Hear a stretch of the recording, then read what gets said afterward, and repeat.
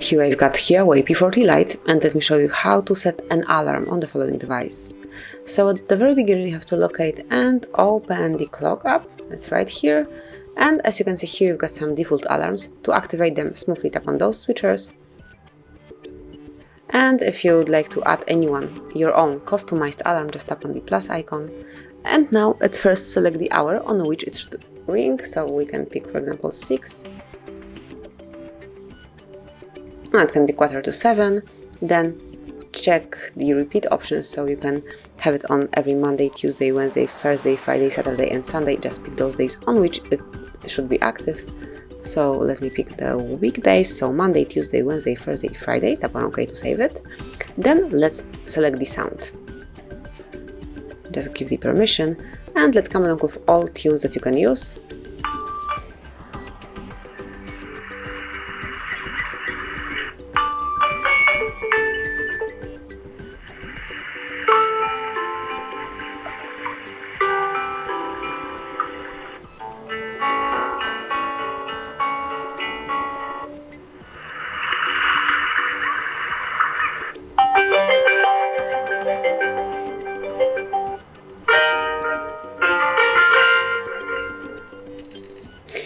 You can also pick none, so it will be without a sound, or you can pick some song that you have on your device. Just pick on music on device if you have anything downloaded or smoothly recorded on your device. But I will pick for example Creek.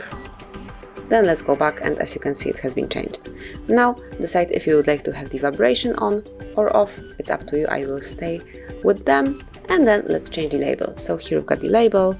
Let me name it Wakey Wakey.